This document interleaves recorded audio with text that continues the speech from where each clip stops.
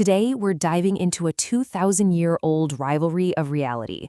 It's a story about two secret philosophies, Gnosticism and Hermeticism, that have been quietly shaping the way we see the world from behind the scenes. Okay, so let's just jump right in with a question. And it's gonna sound like the setup for a really weird joke. What could the reality-bending movie The Matrix and the father of modern physics, Sir Isaac Newton, possibly have in common?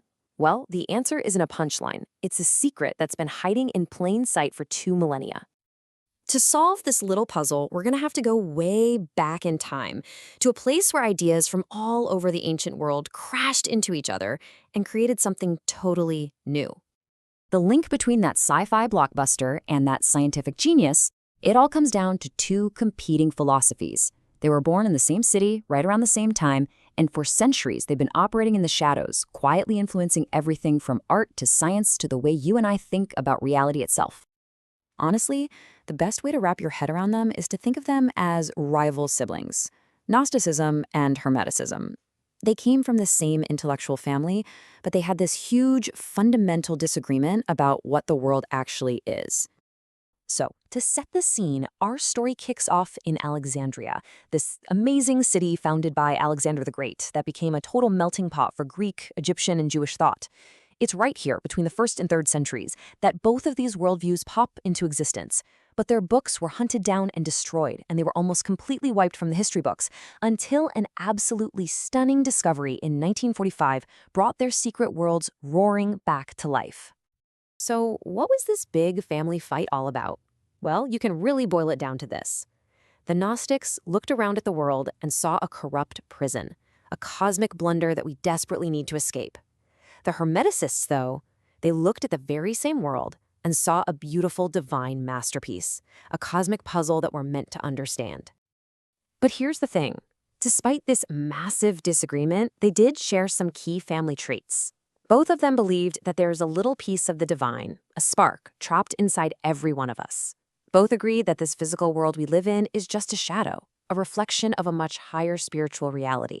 And, this is the big one, both believed the key to salvation wasn't about faith, but about something called gnosis.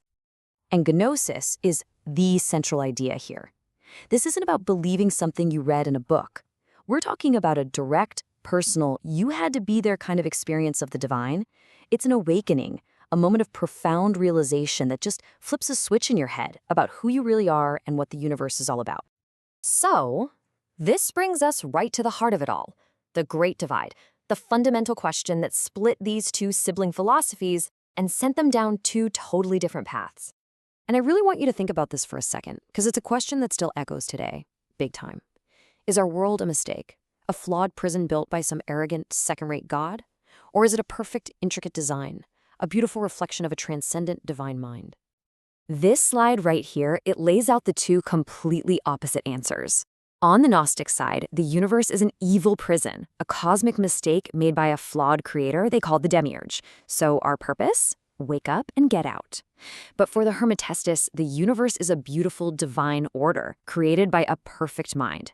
Our purpose isn't to escape at all, but to understand the divine pattern that's woven into everything, right here and now. Let's zoom in on the Gnostics' bad guy for a sec. They called the creator of our world the Demiurge, or sometimes Yaldabaoth, which means the blind god. In their stories, this wasn't the real god, but a lower, arrogant being who created this flawed world and then had the nerve to say, "I am God and there is no other." Now, the Hermetic view is captured perfectly in the super famous phrase from their key text, the Emerald Tablet. As above, so below. And look, this isn't just some catchy, mystical line. It's their entire philosophy in 4 words. It means the patterns of the heavens are reflected here on Earth. The universe isn't a prison. It's a mirror. Everything is connected. So you've got these two incredibly powerful, radical ideas spreading through the ancient world. You can probably guess what happened next, right? The established powers, they were not fans. Not at all. Yep, both Gnosticism and Hermeticism were declared heresies by the rising Orthodox Christian Church. And starting around the 4th century, a campaign began to systematically hunt down and destroy their writings. I mean, think about that. A coordinated effort lasting for centuries to erase entire ways of thinking from existence. And you know what? It almost worked. But ideas are really, really hard to kill. Hermeticism, in particular, staged this dramatic comeback.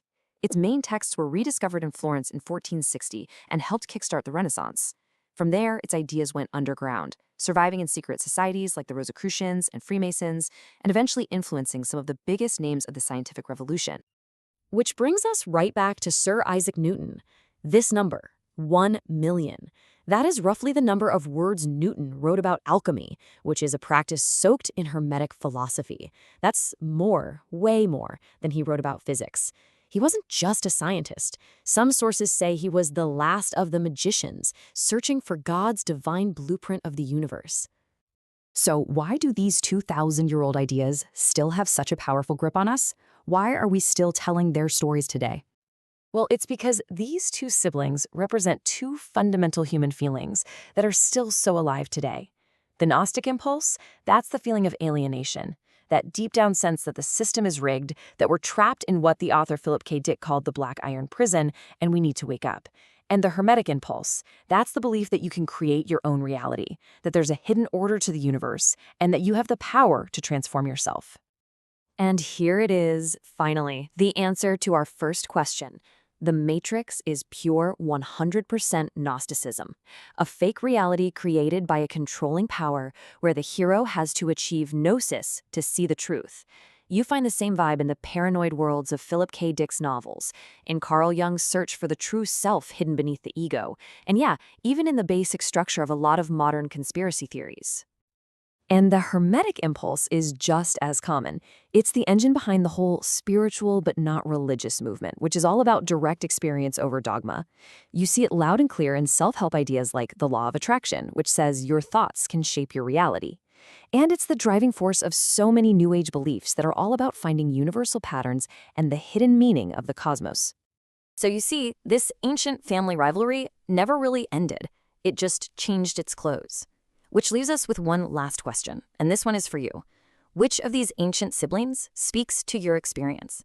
Do you see the world as a broken system that you need to escape? Or do you see it as a divine masterpiece that you're here to understand? Your answer says a lot about how you see your place in the universe, even now, 2,000 years later.